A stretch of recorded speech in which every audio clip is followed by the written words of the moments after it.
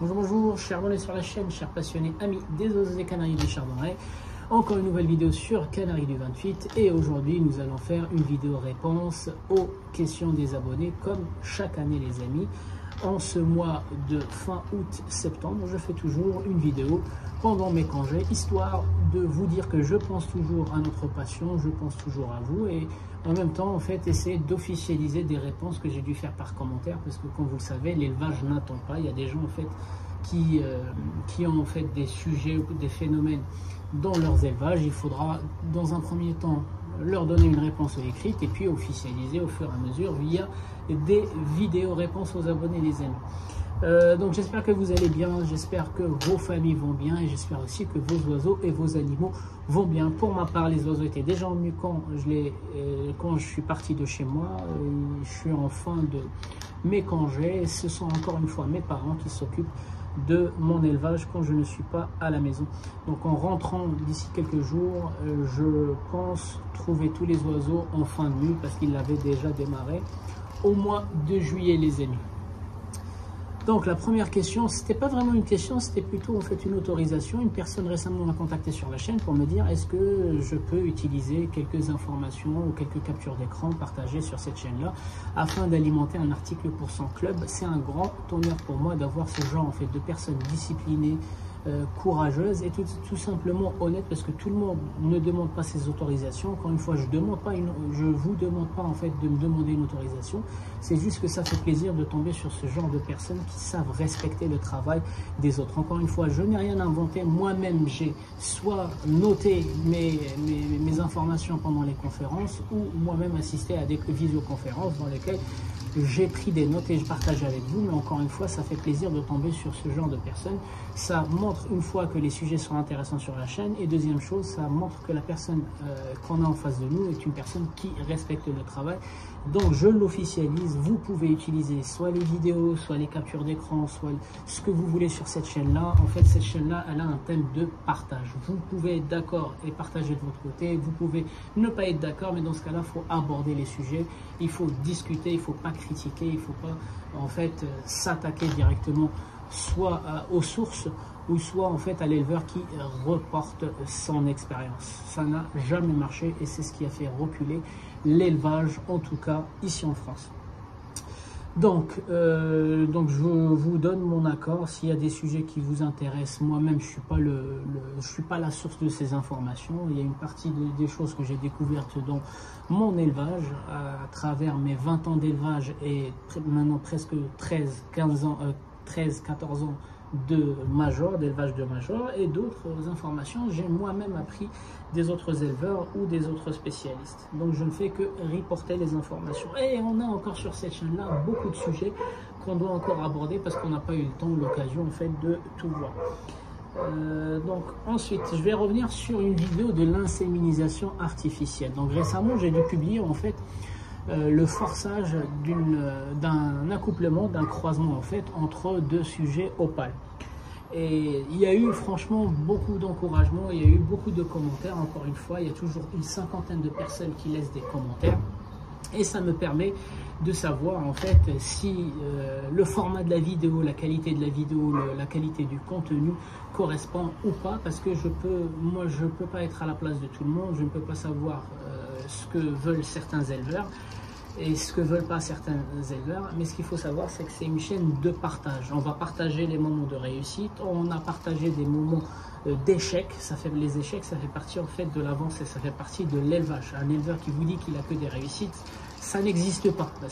Voilà, que des réussites n'existent pas dans aucun domaine, pas que de l'élevage, même la réussite professionnelle, même dans le cadre professionnel, il y a des échecs, mais les échecs font partie en fait des marches qu'on va construire pour avancer vers les futurs succès, les amis. Donc dans cette chaîne-là, on a partagé des succès, on a partagé des échecs et on va encore continuer en fait à partager des démarches pour montrer ce qui se passe derrière en fait la scène, derrière les rideaux aussi. Donc l'inséminisation artificielle, pour les plus anciens, ils le savent, ça fait déjà 3 ans que j'en ai parlé. J'en ai parlé, je vous ai dit, dans l'ancienne chaîne avec Antonio, dans la région parisienne, on était spécialiste en fait de l'hybridation entre plusieurs espèces. Donc des espèces petites avec des espèces grosses. En fait, on était obligé de recourir à cette inséminisation artificielle parce que naturellement, l'accouplement ne pouvait pas se faire. Et donc, moi, j'avais appris cette technique-là dans le centre d'acclimatation Paris Sud, qui n'existe malheureusement plus parce qu'il a été remplacé par Parrot World. J'en ai parlé plusieurs fois dans ces vidéos-là. Et donc du coup, cette technique-là n'est pas donnée à tout le monde. Faites attention parce que certains, ils veulent reproduire des techniques alors qu'ils n'ont pas en fait la pratique. Ils n'ont pas, si vous voulez, la formation adéquate. Donc c'est pas une formation extraordinaire, mais c'est comme l'incubation. Il y a des gens qui veulent faire incuber les œufs de canaris et de chardonnay alors qu'ils n'ont pas la technique. Ils vont se baser sur une technique de volaille. Donc déjà le temps d'incubation c'est pas le même, les machines sont pas les mêmes et la technique n'est pas la même non plus. Donc c'est pour ça moi ce que je recommande en fait, c'est de s'approcher des gens qui ont la technique ou sinon tout simplement s'approcher des centres de formation. Et nous c'était un professeur, c'était un chercheur pardon, d'un zoo en Allemagne qui s'est déplacé dans le centre d'acclimatation pour pouvoir faire en fait ces formations. Il y avait presque que des professionnels, ça concernait pas les chardonnays, ça concernait en fait des espèces d'oiseaux plutôt de collection. Je me rappelle plus, ça fait plus de 12 ans que j'avais fait cette formation là et je l'avais faite avec Antonio, en fait la personne avec laquelle j'avais appris en fait l'hybridation, etc., etc. Et donc du coup c'est pour ça que je l'avais utilisé pour l'usage. En fait je suis passé de l'hybridation ou l'usage du chardonnay quand en fait je n'arrive pas à former le couple que je souhaite. Donc dans le cas où j'ai par exemple un mâle trop gros par rapport à une femelle, naturellement c'est pas possible. Comme on avait vu dans l'une des vidéos techniques, le cloaque du mâle il descend vers le bas et le cloaque de la femelle il va à l'arrière. Donc si on a un cloaque vers l'arrière qui est trop haut par rapport au cloaque vers le bas, en fait le croupion empêchera l'accouplement. Ou bien tout simplement, moi dans le cas de 2023, moi j'ai pas utilisé l'inséminisation artificielle depuis 2017 ou 2019. Et je l'ai réutilisé en 2023 parce que j'avais en fait deux beaux oiseaux qui se complétaient. J'avais une belle femelle qui avait en fait une taille vraiment fuselée, un masque pas trop débordant, une couleur de masque, etc. Elle avait des défauts de calotte et j'avais un mâle qui avait des défauts de plumes. Il avait un joli masque, mais il débordait, il avait un défaut de masque qui débordait, mais il était trop gras. Et je pense que c'est le fait qu'il soit trop gras, poitrine trop lourde, en fait, qu'il a des mauvaises plumes. Les plumes, elles étaient trop larges. Ça partait un peu dans tous les sens. Et je voulais faire en fait un sujet un peu qui regroupait les qualités, mais aussi qui va faire diminuer en fait les défauts. Et ce mâle-là, il était tellement gras que quand il cochait la femelle, en fait, les cloaques ne se croisaient pas. Donc c'est un problème d'obstacle, c'est un problème en fait naturel. D'accord? Et donc c'est un problème mécanique, un empêchement mécanique pour réussir en fait un accouplement. J'avais beau lui faire du régime, etc. Et ça n'a pas corrigé le sujet. Donc j'ai utilisé l'inséminisation artificielle et puis j'ai réussi. Mais par contre j'ai la technique. Moi c'est pas la première fois. Moi j'ai pas regardé sur une vidéo, j'ai pas lu, on m'a pas dit. J'ai encore une attestation. Parmi les thèmes que j'avais appris à l'époque, c'était l'inséminisation. Comment les outils, donc déjà utiliser les outils adéquats. Chaque espèce elle a ses outils, ses nanotubes. Et aussi la technique. Faites attention parce que si vous n'avez pas la technique, vous pouvez abîmer le système reproducteur. Donc moi, j'encourage pas les gens à faire de l'inséminisation artificielle, mais les gens qui veulent faire des tests, ils ont des oiseaux qui ont des problèmes naturels ou morphologiques pour pouvoir les faire reproduire. Vous pouvez l'utiliser, ça fait partie en fait des techniques qui ont permis à la sauvegarde de beaucoup d'espèces, à la création de beaucoup de mutations de collection aujourd'hui, qu'on appelle de collection. Mais par contre, il faut juste utiliser le bon matériel, il faut être formé et puis il ne faut pas trop forcer parce que je connais des gens qui ont abîmé en fait leurs oiseaux à cause de l'inséminisation artificielle. D'accord? Donc pourquoi l'inséminisation artificielle, je vous ai expliqué, c'est dans le cas où on utilise en fait l'hybridation entre deux espèces que dans la nature c'est impossible. On a un obstacle en fait pour pouvoir réussir, un obstacle naturel ou mécanique pour pouvoir réussir en fait l'accouplement. Pour mon cas, c'était pas le cas, c'est pas entre deux espèces, c'est la même espèce, mais j'avais un mâle trop gras qui n'arrivait pas naturellement à cocher. Il cochait la femelle, mais les cloaques ne se touchaient pas. Et donc du coup, j'avais beau en fait faire un régime au mâle, en fait, c'est sa morphologie. J'avais fait un gros mâle de 16 cm, il était trop large, et cette femelle, malheureusement, elle était un peu plus petite que lui, et Et c'est ce qui m'a poussé en fait à faire un essai. D'ailleurs, l'essai, il a bien réussi. Les jeunes que j'avais tirés de ce couple-là, ils avaient plus ou moins en fait le résultat que je voulais en fait réussir. Ensuite, l'éclairage. Donc l'éclairage, les sujets d'éclairage sur cette chaîne-là ont fait office de plusieurs vidéos. Donc quand j'étais en train de monter les cages de GR en configuration 120 ou 240, j'en ai parlé en fait des éclairages Eurodomest. Donc moi j'utilise la marque Eurodomest qui sont des LED blancs à froid. Donc ça sert à rien de mettre du jaune chaud. De toute façon, jaune chaud, c'est pas bien pour votre portefeuille et c'est pas bien aussi pour les oiseaux, les amis. Plus la lumière est blanche, mieux elle est. Par contre, faites attention à l'intensité. Essayez en hiver de réduire l'intensité, la force en fait d'éclairage, et puis en été, c'est pour ça l'Eurodomest en fait, on peut jouer aussi sur l'intensité.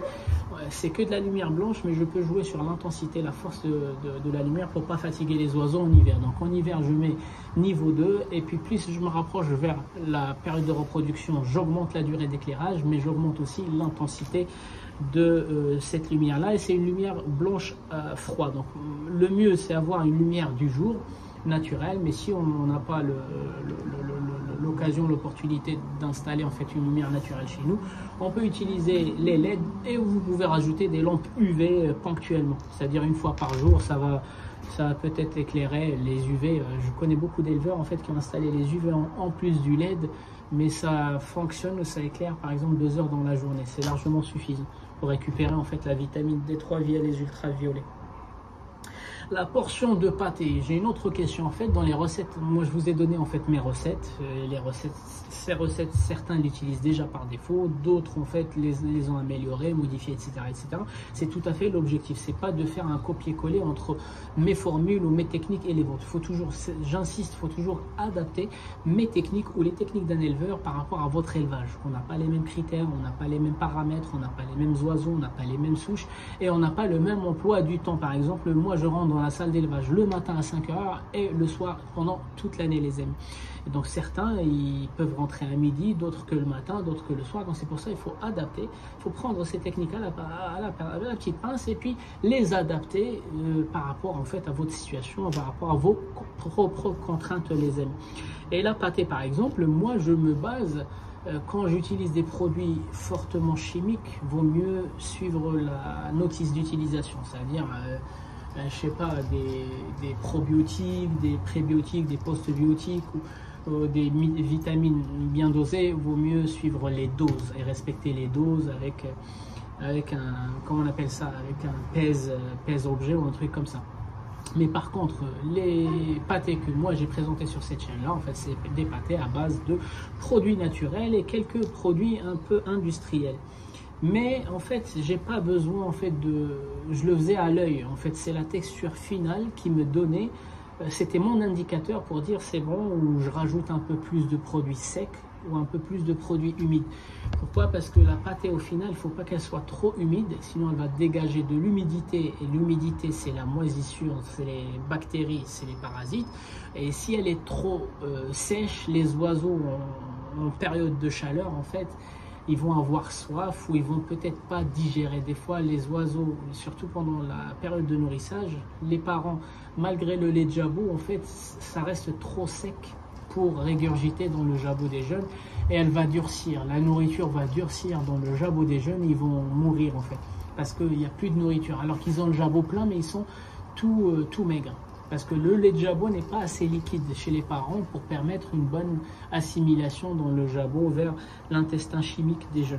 Donc c'est pour ça la texture finale de la pâtée, pour moi, elle est plus importante que les petites doses. Mais on peut jouer en fait à faire des doses machin, mais à chaque fois, vous allez changer par exemple la taille d'une feuille de salade, elle est différente chez les éleveurs. La taille d'une pomme, elle est différente chez les éleveurs. Donc en fait, on ne peut pas avoir des poids précis. Donc, le plus important, c'est de varier.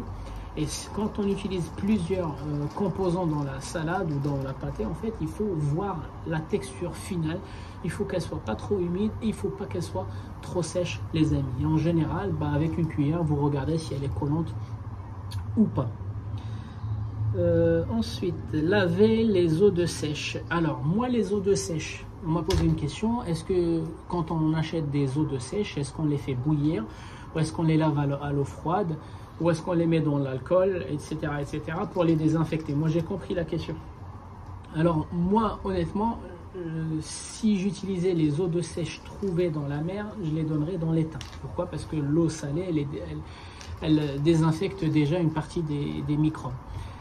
Si je trouve des eaux de sèche en vrac chez les magasins, je vais peut-être les faire bouillir. Mais personnellement, j'achète les eaux de sèche industrielles, bien emballées, bien propres, directement dans les supermarchés. Donc ça demande ni un traitement, ni une désinfection en fait des eaux de sèche. Donc tout dépend de l'origine de votre eau de sèche. Si vous la ramassez directement dans l'eau de mer, vous pouvez la donner. Vous la séchez, vous la donnez dans l'étang. Il y a un peu de sel et des sels minéraux, c'est encore mieux. Si vous l'achetez dans des magasins de vrac avec la poussière, oui, je vous conseille de la mettre dans l'eau bouillante, mais pas longtemps. Et si vous achetez comme moi le truc industriel, bien emballé, sous vide, etc., bah, ça sert à rien, ils sont déjà désinfectés. Je n'ai jamais rencontré en fait de problème sur les eaux de sèche, malgré que j'utilise plusieurs marques.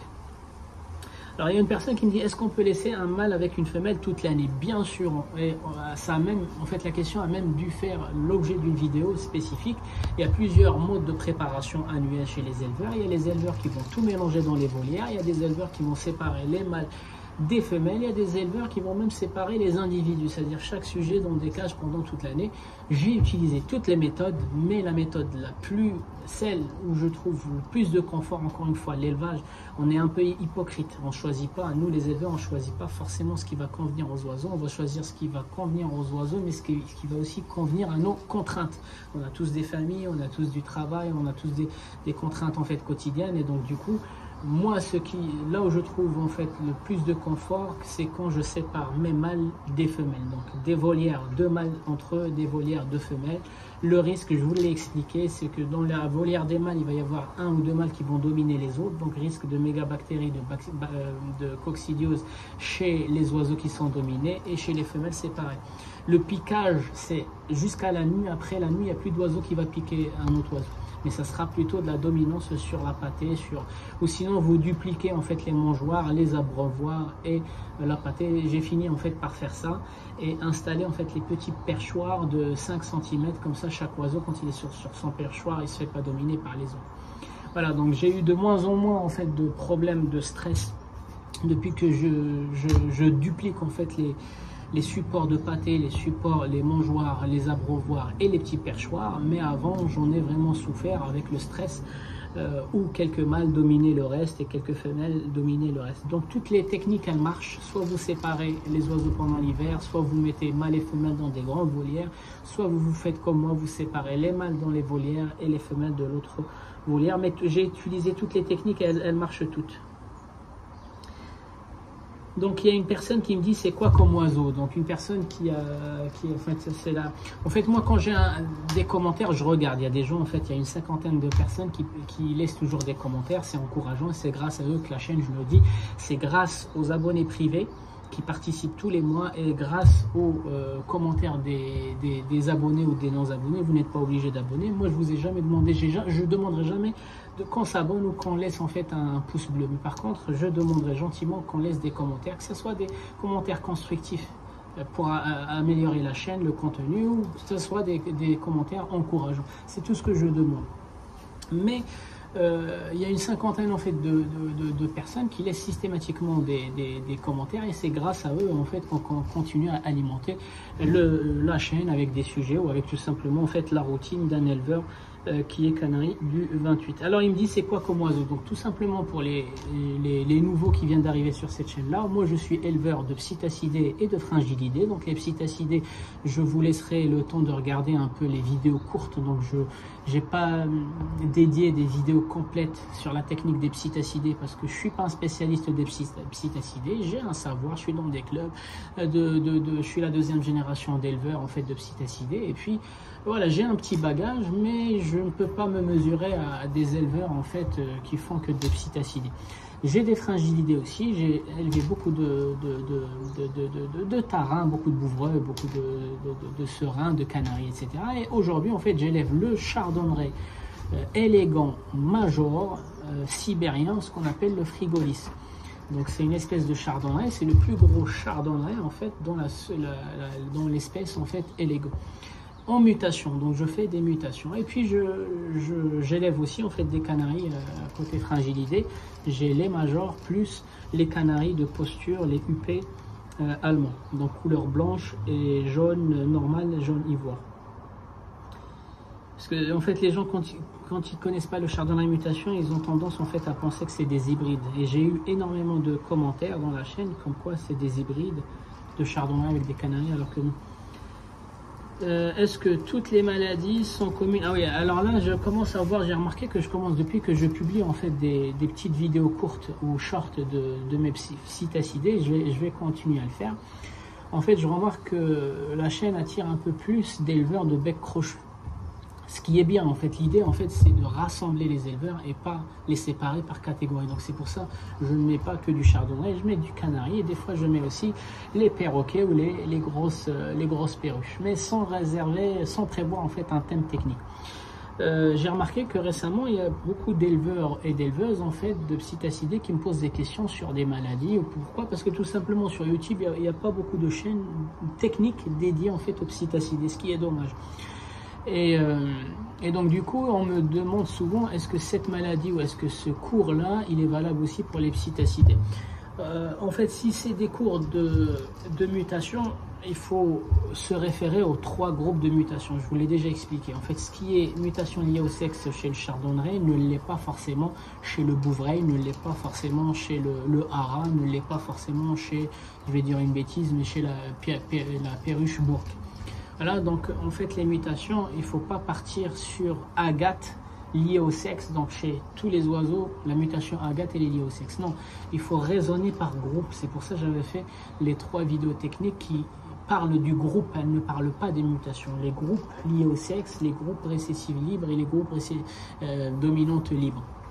Ok, donc d'abord quand on a une mutation, on se renseigne dans quel groupe elle s'y trouve et après vous appliquez en fait les règles de la mutation des vidéos. Donc si c'est un groupe dominant, vous utilisez les règles dominantes, récessives libres ou liées au sexe. Mais moi je l'avais déjà remarqué, je m'étais trompé quand j'étais sur les bouvreuils. Le bouvreuil blanc, le panaché blanc, moi quand j'élevais le bouvreuil, il était récessif. Et quand je suis passé au chardonneret, parce que j'avais fait les bouvreuils et les tarins avant les chardonnerets, je pensais qu'il était récessif le chardonneret blanc, je pensais pas qu'il était dominant. Et avec le temps, avec les discussions dans les clubs, etc., je me suis rendu compte que ce qui était dominant ou récessif ou lié au sexe chez le bouvreuil ou le tarin ne l'était pas forcément dans la même famille. Donc raisonnez par famille, ne raisonnez pas par mutation les amis, c'est la seule différence. Sinon concernant les maladies, moi je peux vous dire que tout ce qu'on a vu dans cette vidéo concerne tous les oiseaux d'ornement, tous les oiseaux en fait d'élevage en captivité.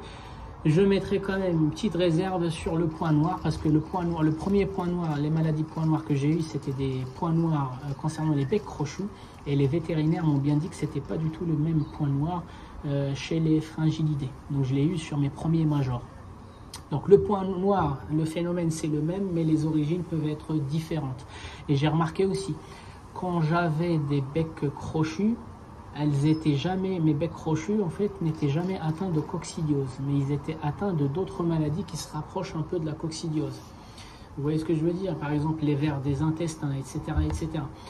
Le point noir est possiblement la mégabactérie. Donc la mégabactérie, je pense que c'est une maladie qui a plutôt touché les fringilidés que les becs crochus.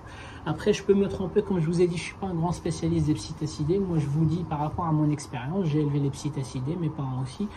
On n'a jamais eu de cas de mégabactérie où on n'en connaissait pas. Le point noir, je l'ai eu chez les psittacidés avant les fringilidés, mais les vétérinaires m'ont bien expliqué, précis, que ce n'était pas du tout la même famille de points noirs. Je dirais la maladie du foie, c'est la même chose, la salmonelle, la colibacillose, en fait, toutes ces maladies-là peuvent toucher tous les oiseaux en captivité, pendant la saison d'élevage ou pendant la saison hivernale.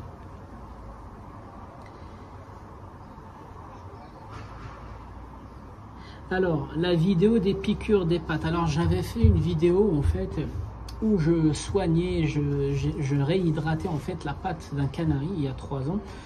il avait une morsure. Et à l'époque, je ne savais pas si c'était une morsure de moustique, une morsure de souris. J'avais fait une vidéo où tout le monde donnait son avis. C'est pour ça une chaîne ou une communauté comme Canaries du 28, c'est intéressant pour moi parce que je peux recueillir en fait des retours d'expérience, des gens qui ont eu les mêmes, par exemple, phénomènes chez eux. Ils ont fini par trouver la raison.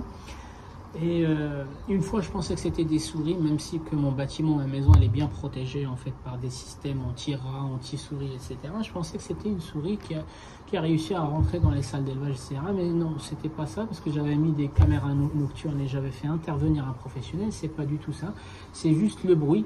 En fait, il suffit que quelque chose, un bruit, se fasse la nuit dans une salle d'élevage et les jeunes qui sont en train de faire leur mue, ils paniquent. Ils sont pas encore, c'est pas comme les adultes. Les adultes, ils ont tendance à être plus calmes la nuit. Mais les jeunes, en fait, ils vont paniquer, ils vont se taper contre les grilles et ça va exciter et ça va en fait un peu faire peur à tous les oiseaux. Et c'est comme ça, le lendemain, vous allez trouver beaucoup de plumes par terre. Donc c'est pour ça, depuis que j'avais eu ce problème-là, en fait, je laissais toujours une veilleuse bleue. Par exemple, le 14 juillet, donc pendant les feux d'artifice de la fête nationale, ou les premières nuits de la mue juvénile de chaque saison. Donc je laisse par exemple la lumière bleue la nuit, ça va apaiser, ça va calmer, rassurer les jeunes qui ne fassent pas trop de bruit pour pas effrayer les autres. Et pendant cette vidéo là, en fait, je pensais que c'était une morsure, mais en fin de compte, en fait, en approfondissant mon observation, donc j'ai dû observer beaucoup les oiseaux et en analysant tout ce qui se passe dans la salle d'élevage, la cage et les oiseaux, je me suis rendu compte que c'était un problème de pattes. Et c'est pour ça que j'avais fait en fait un cours sur la pododermatite, sur la goutte, la pododermatite et le problème de gale des pattes. C'était suite en fait à ce cas-là, j'avais en fait analysé, j'avais rédigé un support technique sur les problèmes de pattes qui peuvent toucher les canaris, les chardonnays sur cette chaîne-là. En fait, mon cas, c'était plutôt pas une piqûre de moustique, c'était pas une morsure ou quoi que ce soit, c'était de la pododermatite. Les perchoirs que j'avais en fait n'étaient pas adaptés, c'est pour ça que je suis passé sur des perchoirs de Cova.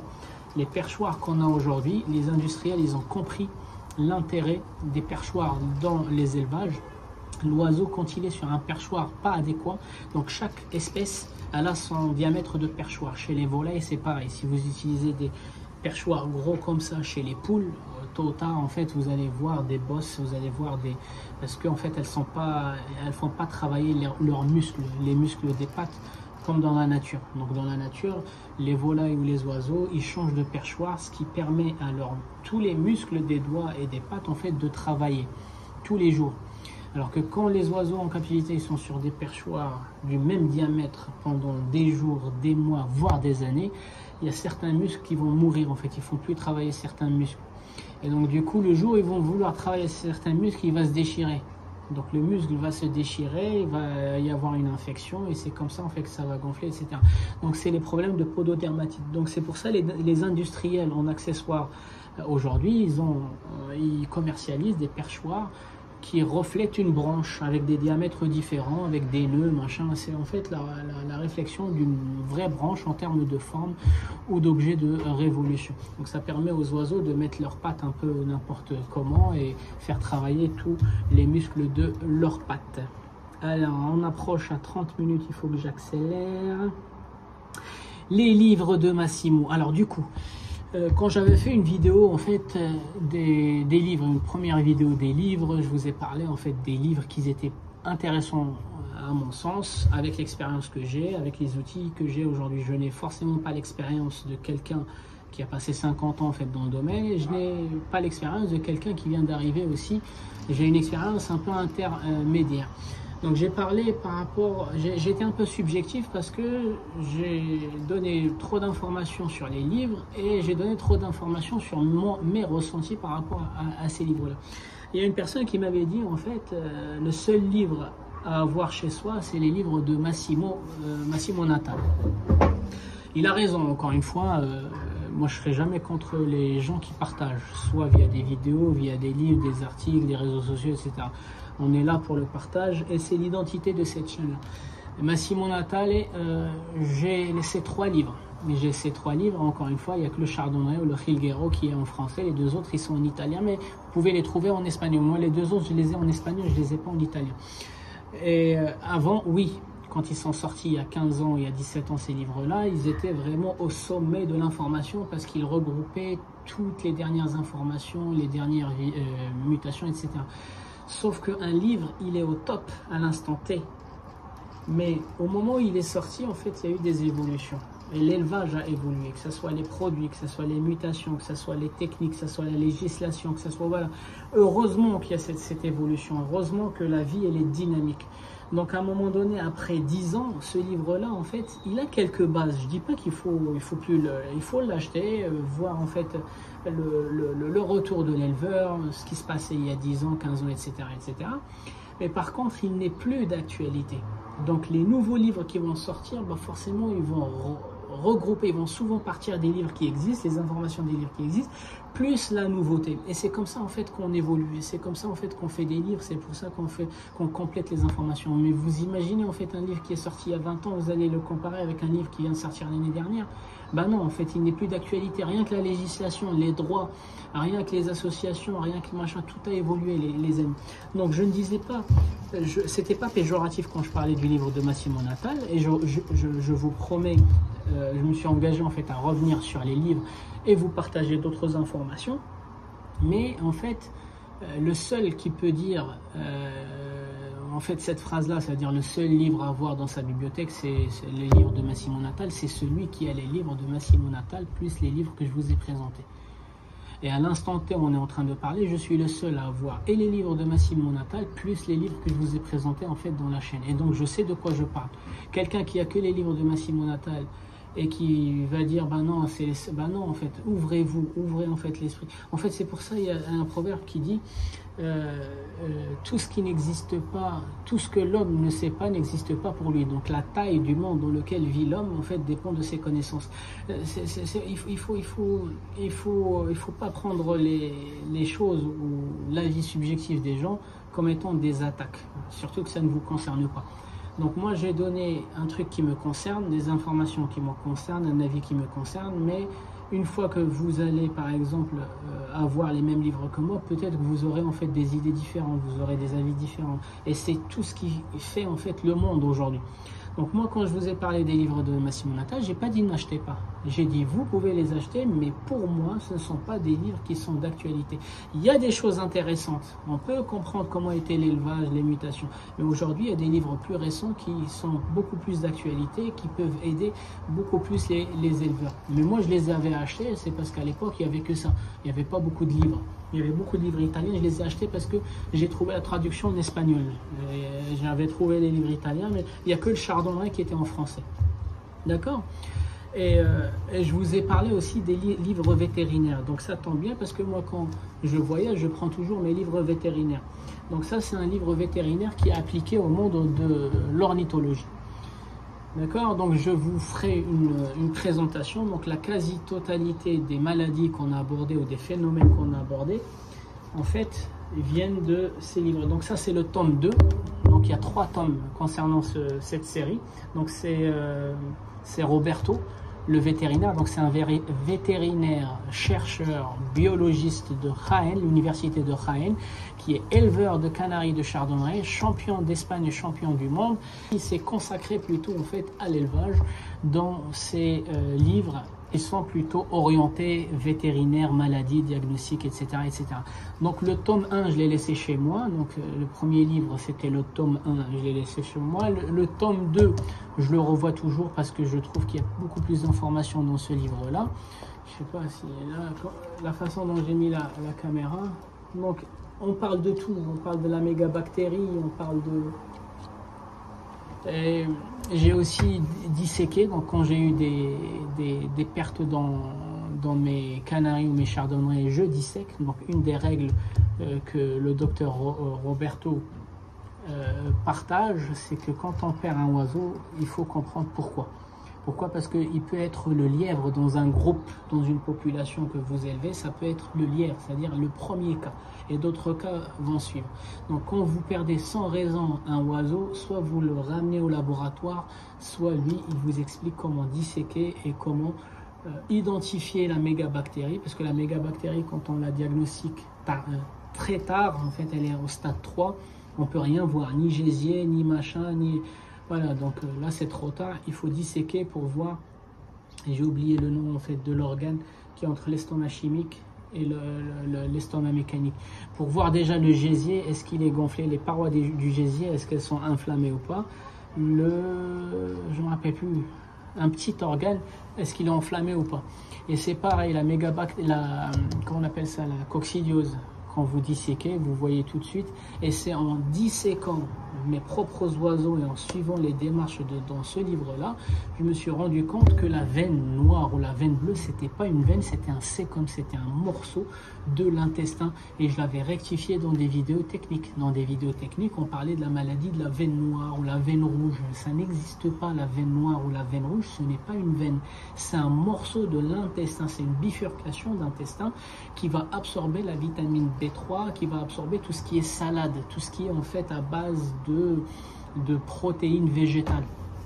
Ok, et donc ça c'est le tome 1, je l'ai laissé chez moi, ça c'est le tome 2, et puis le tome 3 qui est ici, donc toujours le même auteur, donc le vétérinaire de l'université de Jaén, et donc ça fait partie en fait d'une série de livres qui sont plutôt orientés maladie diagnostic, et honnêtement donc ces livres là ils m'ont beaucoup aidé. Ils vous permettent aussi de vous impliquer dans la santé de vos oiseaux. C'est-à-dire, des fois, en fait, on a la flemme d'aller voir un vétérinaire parce qu'on va payer 35 ou 37 € juste pour un diagnostic ou pour une première consultation. Ben, en fait, quand on anticipe et on lit pour le plaisir, etc., on sait dire, ça peut être ce groupe de maladies déjà. Ça peut être ce groupe de maladies, etc. etc. En fait, c'est comme si on joue en fait à l'enquêteur en permanence. Dès qu'il y a quelque chose qui ne va pas dans votre élevage, moi je sors ces livres-là, et des fois quand je suis en vacances, je viens toujours avec ces livres-là. Ça fait plutôt 7 ans que je les ai. Depuis la sortie du tome 1, en fait, j'achète à chaque fois, et je suis ce vétérinaire-là sur Facebook et sur les réseaux sociaux. Comme il y a un autre vétérinaire italien, mais lui c'est plutôt un biologiste, c'est plutôt en fait la génétique son truc, je les suis. Voilà, et c'est pour ça que je vous dis en fait, il ne faut pas parler trop vite. Moi je ne voulais pas en fait court-circuiter, j'avais dédié une série de vidéos pour les livres et je voulais en fait qu'on en profite, mais comme il y a des commentaires en fait des gens qui ne respectent pas ça ou qui... ni bonjour, ni rien du tout, ils te disent le seul livre à avoir dans sa bibliothèque c'est Massimo Natale, basta. Bah non, je suis désolé, celui qui peut dire ça c'est celui qui a et les livres de Massimo Natale et les autres, et pour l'instant c'est moi qui les ai, ces livres-là. Je vous ai dit, j'ai plus d'une centaine de livres, en italien, en espagnol, en français et en anglais. Par contre, les plus techniques autour des chardonnays, et il y en a en espagnol et un peu en italien. C'est malheureusement ça, il y a plus d'éleveurs, ils ont peut-être plus, ils sont beaucoup plus aidés, les chercheurs ou les éleveurs italiens et espagnols, pour aboutir à des livres, pour aboutir à des choses en fait beaucoup plus officielles que nous en France ou en Belgique ou en Hollande ou en Allemagne, les amis. Les amis, c'était Canaries du 28, je vous souhaite un bon visionnage et je vous dis à la prochaine vidéo.